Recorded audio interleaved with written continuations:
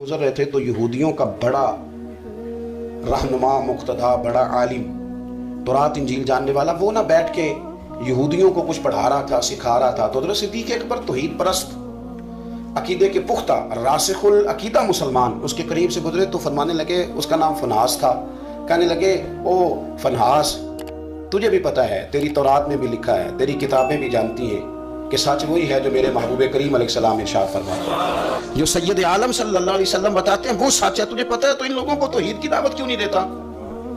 ये फिर शिर्क में बुत परस्ती में कुफर की तरफ बढ़ते जा रहे हैं। इनको पैगाम तौहीद दे, ये अल्लाह तबारक व तआला की इबादत करें, उस मालिक की जिसने मेरे नबी पाक को अपना रसूल बना के भेजा, उस तरफ इनकी रग़बत है। तो वो फनहास जो था उसने बड़ी कुफरिया जुमले माज़अल्लाह बोले। वो कहने लगा कि उस रब की हम इबादत करें जो हमें कहता है कि कर्ज़े हसना दो, अल्लाह को कर्जा दो, वो तुम्हें डबल करके वापस करेगा। सदकात और ज़कात का माज़अल्लाह उसने मजाक उड़ाया, कहने लगा अल्लाह हमसे कहता है मेरी राह में खर्च करो, माज़अल्लाह अस्तग़फिरुल्लाह। कहने लगा इसका माना तो ये हुआ ना कि हम गनी हैं और अल्लाह फकीर है।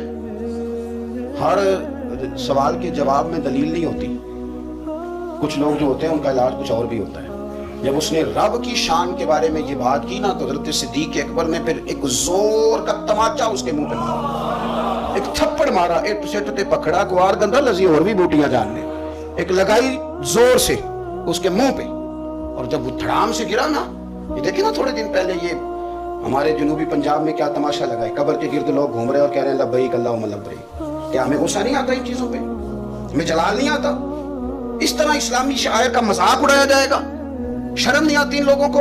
अकीदा तौहीद के मामले में हमें गैरतमंद होना चाहिए। मेरे रसूल करीम सल्लल्लाहु ताला अलैहि वसल्लम ने हर गली हर चौक में ये नारा लगाया कि ला इलाहा इल्लल्लाह। हुजूर ने पैगाम ने तौहीद दिया है, हमें शिकन तक नहीं आती। जो मर्जी कवाल बक जाए, जो मर्जी वो कुफर कह जाए, कोई पूछने वाला नहीं। जो जिस तरह का मर्जी को शेर पढ़ के गुजर जाए, कोई तबीयत नहीं, कोई नहीं पूछने वाला कि आप कहाँ खड़े हैं, आपने क्या कह दिया। को पता ही कोई नहीं कि आप कितनी ऊंची बात चले गए, आप जानते नहीं तौहीद बारी ताला के तकाजे कह देते हैं लोग। मजाल है कोई शख्स वहां बात करे तो। हज़रत सिद्दीक़ अकबर ने थप्पड़ मारा। अब वो चूंकि उनका बड़ा मुक्तदा था, पेशवा था, वो हुजूर सैयद आलम सल्लल्लाहु अलैहि वसल्लम की बारगाह में आया और वो सारे लोग आए। मैं आके कहा अबू बकर ने थप्पड़ मारा है। तो नबी करीम सल्लल्लाहु अलैहि वसल्लम ने फरमाया बुलाइए अबू बकर सिद्दीक को। हाजिर बारगाह हुए, आपने थप्पड़ मारा है? कहा हुजूर मारा है। बिल्कुल मारा है। क्यों मारा है? या रसूल अल्लाह सल्लल्लाहु अलैहि वसल्लम इसने ये कहा था माज़अल्लाह कि अल्लाह फकीर है हम गनी हैं, मेरे रब करीम की शान के बारे में ये इसने जुमले बोले तो मैंने मारा थप्पड़। हुजूर ने फरमाया तूने कहा है? कहने लगा जी मैंने तो कहा ही नहीं, मैंने तो नहीं कहा।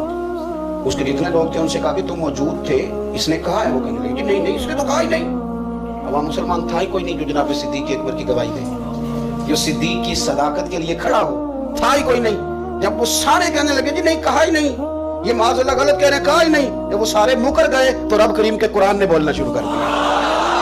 यहूदी मुकर गए और जनाब सिद्दीक़ अकबर की गवाही जब बंदों में से कोई देने वाला न रहा तो मालिक ने फरमाया मैं जो गवाह हूं अबू बकर सिद्दीक़, मैं जो गवाह हूं। लक़द समिअल्लाहु क़ौलल्लज़ीना क़ालू इन्नल्लाहा फ़क़ीरुन व नहनु अग़निया। फरमाया किसी मुसलमान ने सुना या नहीं सुना, अल्लाह ने सुन लिया है। अल्लाह ने सुना है उसके कौल को जिसने कहा कि अल्लाह फकीर है और हम गनी हैं, कुर्बान जाएं। उस शख्स की अजमत का क्या कहना जिसकी गवाहियां मेरा रब करीम अता फरमाए। वो इतने बड़े आदमी बयां हो किस जुबान से मर्तबा सिद्दीक़ अकबर का कि महबूबे खुदा महबूब है सिद्दीक़ अकबर। इतनी बड़ी शख्सियत। रब ने फरमाया कि किसी मोमिन ने सुना नहीं सुना, अल्लाह ने तो सुना है ना, अल्लाह ने सुन लिया, इन्होंने कहा है। गोया मालिक ने फरमाया ये सारे झूठे हैं, मेरे महबूब का सिद्दीक़ सच्चा है, ये सच्चे हैं जनाब सिद्दीक़ अकबर। और फिर ये आयत हमें ले गई फिर गोगारे सौर में, गोगारे सौर में जहां काफिर आ गए थे ना बिल्कुल गार के दरवाजे पे, और दरमियान में दीवार कौन सी थी? मकड़ी का जाला, कबूतरी के अंडे। जनाब सिद्दीक़ अकबर घबराए, अपने लिए नहीं, मदीने वाले महबूब के लिए। या रसूल अल्लाह ये तो आ गए हैं, अगर इन्होंने झुके पैरों की जानिब से देखा तो तकलीफ पहुंचाएंगे। हुजूर ने फरमाया ला तहज़न, पढ़िए ना सूरह तौबा, ला तहज़न तू गम ना कर। हुजूर ना गम करूं? फरमाया ना कर, कोई फौज नहीं, कोई अंदर असला नहीं, कोई बारूद नहीं, लेकिन तू गम न कर। इसलिए ना कर कि इन्नल्लाह माना, अल्लाह हमारे साथ है। जिनके साथ अल्लाह हो उन्हें गम नहीं होता। मुझे किसी शख्स ने कहा कि किसी को वली देखना हो तो अलामत क्या है? मैंने कहा वली को गम होता है और अल्लाह रसूल का, अपनी आखिरत का। لیکن اگر تم کبھی دیکھو نا کہ دنیا داروں سے تھوڑا غمگین ہو رہا ہے تو ولی آئی نہیں. اگر وہ دیکھ رہے ہیں نا بندے نہ ادھر ادھر ہو جائیں تو ولی کی تو علامت یہ ہے کہ الا ان اولیاء اللہ لا خوف علیہم ولا هم یحزنون، انہیں کوئی غم اور خوف. تو یہ تو قرآن نے بیان کیا ہے کہ وہ خوف زدہ کرے جس نے جو کرنا ہے. وہ خوف زدہ کیوں کہ اولیاء اللہ کے دوست ہیں. اللہ کا دوست بندوں کا غم رکھتا نہیں. حضرت صدیق اکبر رضی اللہ تعالیٰ عنہ وہ ہستی ہیں کہ جن کی گواہیاں میرا رب کریم ارشاد فرماتا ہے. پھر آپ غور کریں اس بات پر. یہاں سے جو بات ثابت ہوتی ہے وہ یہ ہے کہ سچ بول دیں، سچے بن جائیں، سچ کے لیے کھڑے ہو جائیں. بندہ کوئی مدد کے لیے آئے نہ آئے رب ضرور مدد فرمائے گا. وہ اپنے کرم سے مددگار بنے گا. سچ کے لیے کھڑے ہو. آپ نے زندگی میں یہ نہیں دیکھنا کہ آپ کے پیچھے لوگ کتنے چل رہے ہیں. دیکھنا یہ ہے کہ ہم جس رستے پہ ہیں وہ رستہ سچے لوگوں کا ہے، وہ انداز ٹھیک ہے، ہماری سوچوں نے جو زاویہ بنایا وہ سچ والا ہے، وہ اخلاص والا ہے. اگر آپ للہیت والے ہیں تو چلتے رہیں چلتے رہیں چلتے رہیں. گھوڑا جب دوڑتا ہے نا تو کبھی کبھی جھاڑیاں بھی اس کے پیروں پہ آئی جاتی ہیں، لیکن شرط یہ ہے کہ وہ دوڑتا رہے. منزل اس کی ٹھیک ہو، دوڑتا رہے. وہ اگر جھاڑیاں کبھی پیروں کو لگ جائیں گی تو پھر اتر بھی جائیں گی، لیکن اس کا کام یہ ہے کہ وہ دوڑے، چلتے رہیں اور حق کو نہ چھوڑیں. حضرت صدیق اکبر رضی اللہ تعالیٰ عنہ کی جو عظمتیں ہیں نا، شانیں، میں نے رات بھی کہا تھا کہ شروع کہاں سے کریں، بات کا آغاز کہاں سے کریں، یعنی کون سا پہلو ہے جس کو شروع کریں. ان کی سچائی، ان کی سخاوت، ان کی مسکینوں کی خدمت، ان کا غریبوں کے ساتھ پیار. لیکن جب ہم ساری چیزوں کو اچھی طریقے سے پڑھ لیتے ہیں تو یوں لگتے ہیں کہ انہوں نے اپنا نا سارا کچھ گوندا اپنے آپ کو سمیٹا، اور گوندا کس چیز میں؟ عشق رسول، اور باندھ لیا اپنے آپ کو حضور کی محبت کے سائے میں. حضرت عمر فاروق رضی اللہ تعالیٰ عنہ کے جو کارنامے ہیں نا کتابوں میں بہت زیادہ لکھے ہوئے ہیں. حضرت عمر رضی اللہ تعالیٰ عنہ نے 24 لاکھ مربع میل تک اسلامی سلطنت کو پہنچایا. حضرت عمر نے قانون بنائے. حضرت عمر رضی اللہ تعالیٰ عنہ نے مختلف قاعدے، ضابطے، اصول وضع کیے. حضرت عمر نے چھوٹے بچوں کے وظیفے لگائے، فوجیوں کی تنخواہیں لگائیں، اساتذہ کی تنخواہیں لگائیں، پولیس کا، فوج کا محکمہ قائم کیا. حضرت عمر نے بڑی اصطلاحات کی. انہوں نے قیام کیا، سمجھ لیں یونیورسٹیاں، ادارے، مدارس، ساری سوچیں حضرت عمر کی ہیں. تو ان کا ذکر بھی زیادہ ہوتا ہے. اس کی ایک وجہ یہ ہے کہ حضرت عمر فاروق رضی اللہ تعالیٰ عنہ کو نا جو خلافت ملی نا مضبوط ہو کے، تو وہ مضبوط کر کے دی حضرت صدیق اکبر. آپ کو کچھ چیز صحیح مل جائے نا، صحیح، تو پھر سفر کرنا آسان ہو جاتا ہے. یعنی حضرت ابوبکر صدیق کے زمانے میں وہ لوگوں نے سر اٹھا لیا، حضور کا وصال ظاہر ہوا تو کچھ نے کہا زکوٰۃ نہیں دیں گے. فرمایا تمہیں دینی پڑے گی، اور نہیں دو گے تو ہم تمہارے خلاف جہاد کریں گے. حضور کے وصال ظاہری سے پہلے ایک شخص نے، مسلمہ کذاب نے، دعویٰ نبوت کر دیا تھا معاذ، اس کا بھی سر کچلنا تھا. وہ بھی سر حضرت ابوبکر نے کچل دیا. ساری چیزیں جہاں جہاں کوئی سر اٹھاتا تھا وہ انہوں نے کچل دی. ماحول، بنیاد اور بیس مضبوط کر کے انہوں نے حضرت عمر کو دی. اور جناب عمر کو بڑی ساری نصیحتیں فرمائیں، بڑی ساری نصیحتیں. اپنے پتر بھی تھے ان کے، دے سکتے تھے.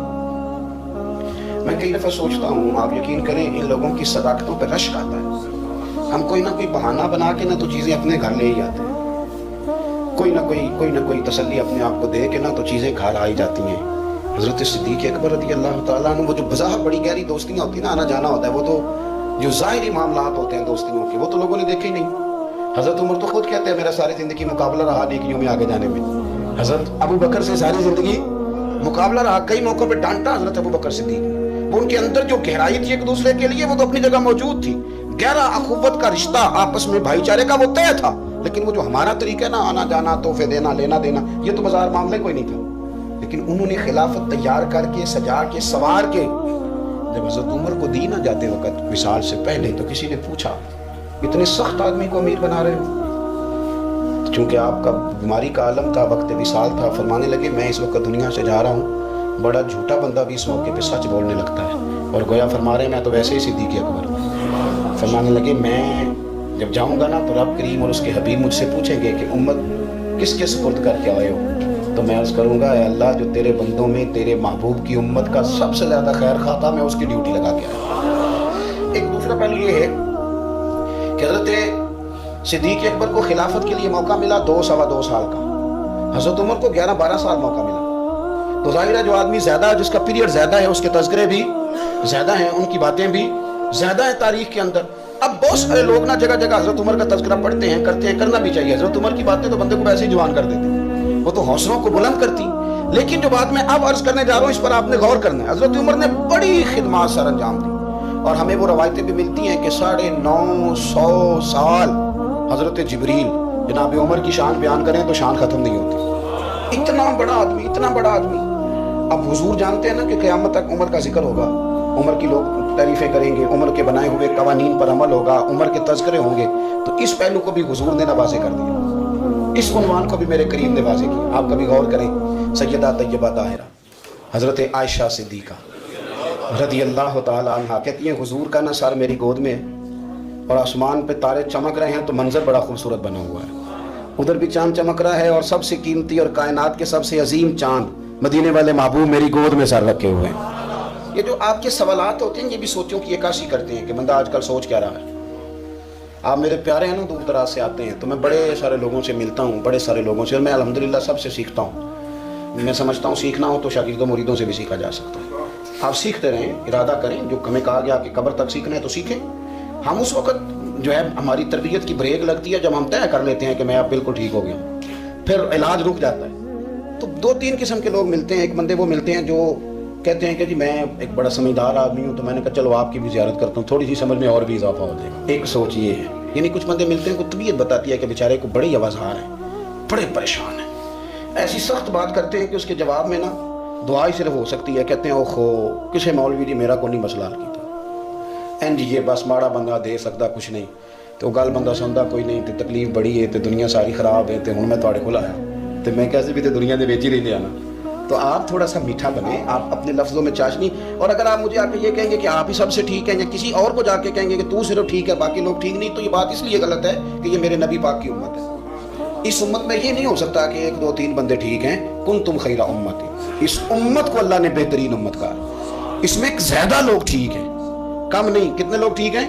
اب اگر آپ کہیں گے نا کہ میں کئی جگہوں پہ گیا ہوں تو وہاں مجھے موقع نہیں میسر آ سکا، میری تسلی نہیں ہو سکی، میں زیادہ بیٹھ نہیں سکا، تو آپ کے ذہن کے مثبت پن کی یہ چیز عکاسی کرے گی. آپ کسی اور کے لیے بھی خیر کا جملہ استعمال کریں تو ہمارے لیے بھی کریں، اس میں ذرا زیادہ بہتری ہے، امت کا بھلا ہے. پھر شخصیات نہیں پروان چڑھتی، پھر نظریات پروان چڑھتے.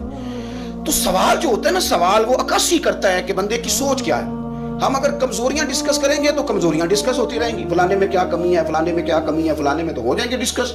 آپ کا اگر یہ ذہن بن جائے گا تو ٹھیک ہے، پھر لوگ بھی بتائیں گے کہ ٹھیک ہے ساری دنیا غلط ہے، فلانا بھی میرے محلے میں غلط ہے، فلانا میرے ملک میں غلط ہے، پھر یہ بھی مسئلہ ہو جائے گا.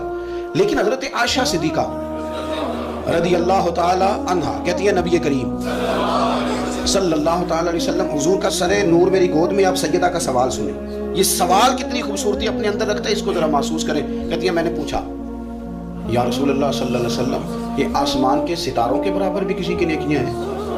یہ سوال ہی نیکیوں کا پوچھا ہے. یہ نہیں پوچھا کہ حضور فلانے بندے کے بارے میں کیا رہا ہے. حالانکہ بڑے لوگ تھے نا مخالفت کرنے والے، مکے میں کافر، مدینے میں کافر بھی، منافق بھی، مشرک بھی، یہودی بھی، لیکن جو سوال کیا وہ نیکیوں والا کیا، خیر والی باتیں ڈسکس کریں گے. یا رسول اللہ صلی اللہ علیہ وسلم آسمان کے، اب میں نے آج تک نہیں وجہ سنا کسی سائنسدان نے بتا دیا ہو کہ ستارے کتنے ہیں، کسی نے بتایا.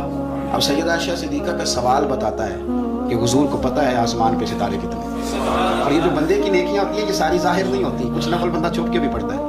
اس نے بس میں چڑھتے ہوئے اپنی زبان سے جو اللہ اکبر کے لفظ کہے وہ کس نے سنے؟ وہ تو کسی بندے کو نہیں پتا. لیکن سیدہ عائشہ صدیقہ کا یہ پوچھنا کہ یا رسول اللہ آسمان کے ستاروں کے برابر کس کی نیکیاں ہیں، حضرت عائشہ کا عقیدہ واضح ہو گیا کہ یہ بھی ان کا عقیدہ ہے کہ حضور کو یہ بھی پتہ ہے کہ آسمان پہ ستارے کتنے ہیں، اور اس بندے کا بھی پتہ ہے جس کی نیکیاں آسمان کے ستاروں کے برابر. یہ نظریہ ہے، یہ سوچ ہے، یہ فکر ہے، یہ عقیدہ ہے. اور کوئی غیب تم سے نہا ہو بھلا جب خدا ہی نہ چھپا رہا، تم پر کروڑوں درود و سلام. اب سیدہ جو سوال پوچھ رہی تھی نا تو اس کے پیچھے بھی ایک لاجک تھی، اس کے پیچھے بھی ایک کہانی تھی. گھر کے اندر آپ ویسے کبھی بات کریں نا اپنے خاندان کی، قبیلے کی، تو گھر کے اندر جو کہ 2 پارٹیاں ہوتی ہیں، ایک میاں صاحب اور دوسری جو ہوم منسٹری جن کا تعلق ہوتا ہے، بڑا درجہ ہوتا ہے.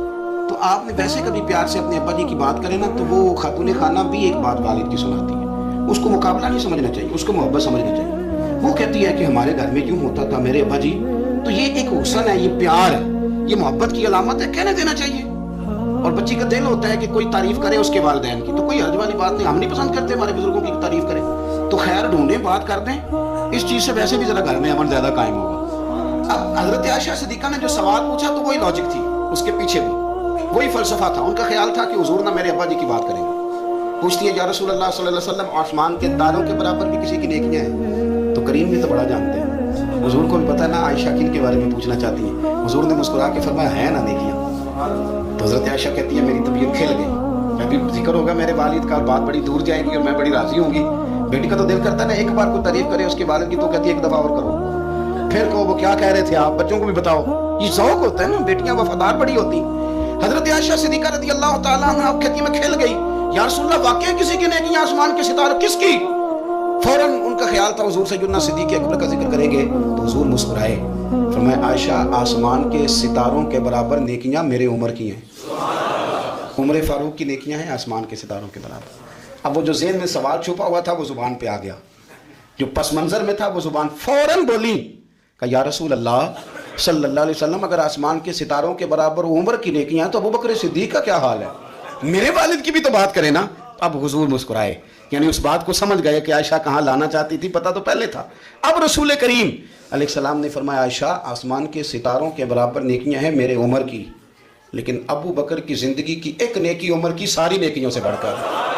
اللہ کرے آپ سمجھیں، ابو بکر کی تم کرو نا ان کے 12 سالوں کی خلافت کا ذکر کھول کے کرو، تم جناب عمر کے قوانین کی بات کرو تو کھول کے کرو، تم کہو کہ حضرت عمر نے انقلاب برپا کیا تو بالکل کیا، تم کہو کہ سیدنا فاروق اعظم رضی اللہ تعالیٰ عنہ نے دنیا کو امن کا، سکون کا، غیرت کا، جہاد کا، شوق کا پیغام دیا تو بالکل دیا، لیکن فرمایا یہ ذہن میں رکھ لینا کہ عمر کی ساری زندگی کی نیکیاں ایک طرف اور صدیق اکبر کی ایک نیکی ایک طرف، ایک نیکی۔